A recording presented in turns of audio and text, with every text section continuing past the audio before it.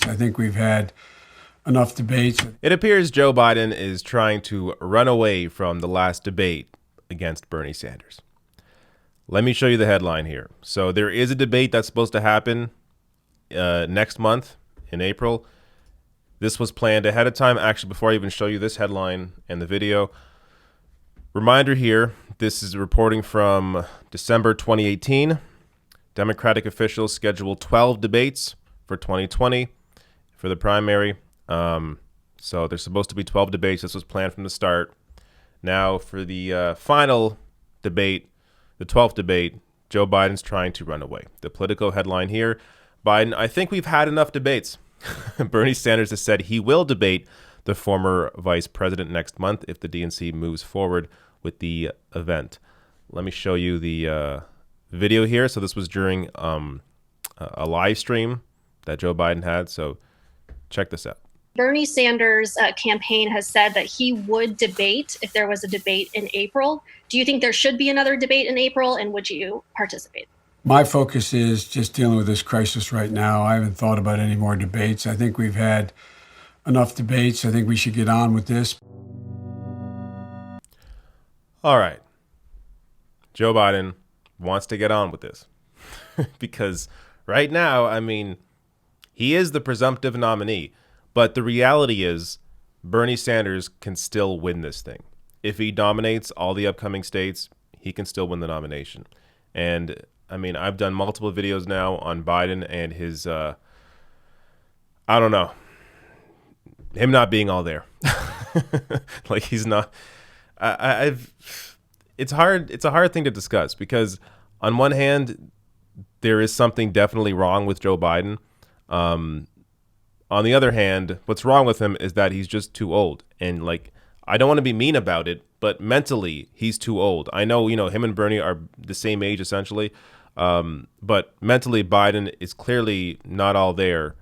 And you look at Bernie Sanders, I mean, the man is always on point when it comes to his platform, always knows how to get out his points, always knows what he's talking about, has been a leader for the past 40 years fighting for issues, has been a leader during this crisis as well, whereas Joe Biden disappeared for an entire week and then came back and didn't have any ideas. Just repeated what Democrats in the House and in the Senate were already saying. Now, I want to give you another reminder here on exactly why Joe Biden is afraid of Bernie Sanders. This was during the last debate. I'm going to show you two different clips here. This first clip, look at Bernie Sanders here calling out Joe Biden on his super PAC, and then Joe Biden trying to get Sanders back. Ultimately, there's nothing there. Watch. Why don't you get rid of the super PAC that you have right now, which is running very ugly negative ads about me, by the way. Don't laugh, Joe. That's just the truth. And they got two other super PACs running ads against us. Why don't you just say right now, go on television and say, hey, you know what? I think in the past, Joe, if I'm not mistaken, you condemned super PACs. Is that correct? You get rid of the 9 super PACs you have? I don't have 9 super. I don't have You any have super 9. PACs. You want me to list them? No, yeah, you go ahead and list them. Okay, come on. Give me a break. Come No, I won't give you a break on this one, Joe. You condemned super PACs. You got a super PAC is running negative. But here's the point. This is the point. In the richest country in the history of the world, half of our people should not be struggling to put food on the table. And the reason for that is you have a political structure in which big money interests not only dominate the political system, but dominate our economy as well. Somebody makes a decision, we're going to shut down a factory in America, we're going to move to China, we're going to move to Mexico, pay people starvation wages there. This is an issue that has got to be ultimately dealt with. Who has the power in America? Are we content with so few exercising so much power when so many people have given up on the political process? This is why Joe Biden's afraid.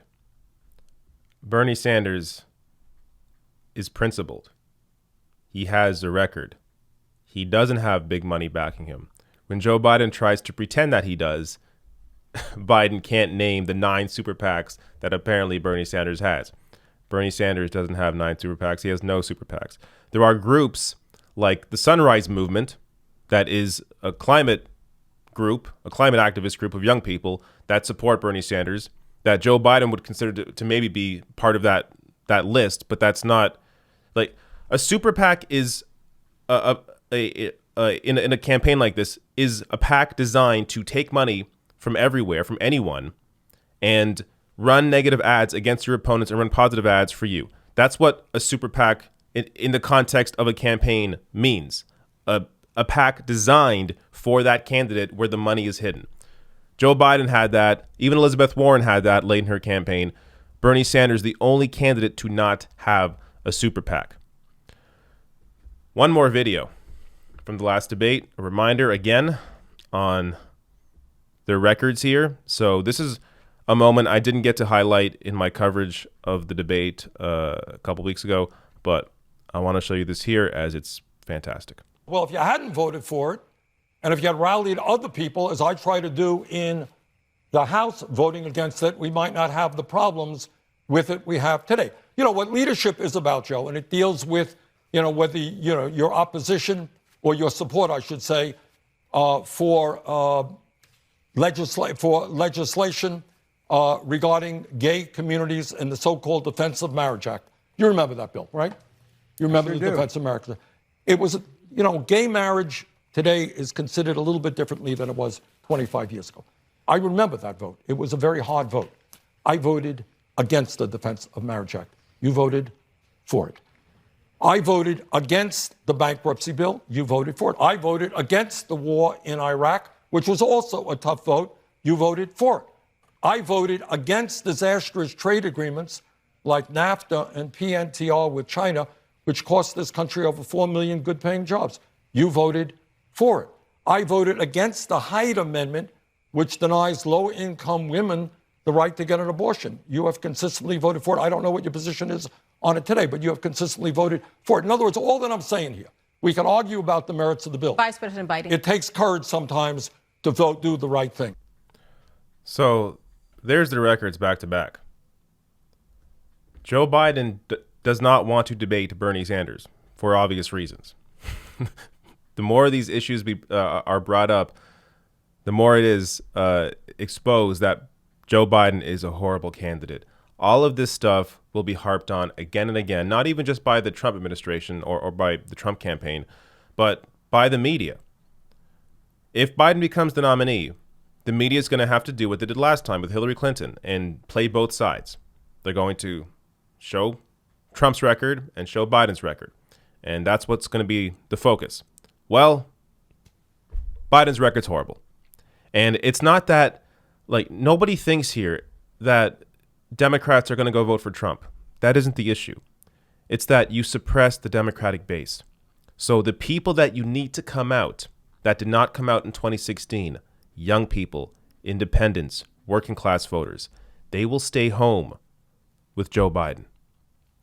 The Democratic voters that came out in 2016, those are people that are going to come out in 2020 regardless of the candidate, regardless of the Democratic nominee. They will vote for the Democratic nominee if it's Biden or if it's Bernie. So those are the reliable Democratic voters that come out every year. The people you need to bring out are the people that did not come out last time. Again, working class voters, independents, young people, especially when it comes to young people.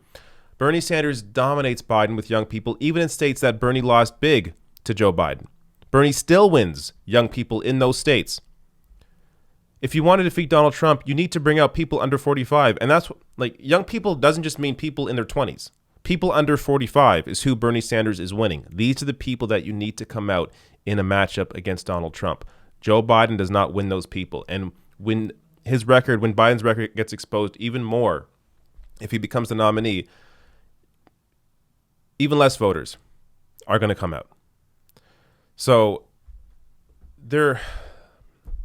we are in the absolute final stretch of this race. And we're also in a very weird primary where a lot of the states have been pushed back. Like Ohio, New York now, I believe, is also being pushed back. These are states that were going to vote earlier, are now voting later. And if you have a situation like that, where these states can vote later and you have the debate before these big states vote, there's still the potential here that Bernie can win the nomination. So Joe Biden is afraid of that. He's not good on his feet. He's not good on a debate stage, and his record is horrible. It's one thing if Biden was able to play off these attacks because he was a good politician, but he's not. He's not a good politician. So they hurt him even more. There's no energy for Joe Biden. And when you look at the crisis right now and the response, and you compare Bernie's response to Joe Biden, there's no comparison. So hopefully there will be a debate next month, and hopefully, again, people will actually wake up and vote the correct way when it's time to vote.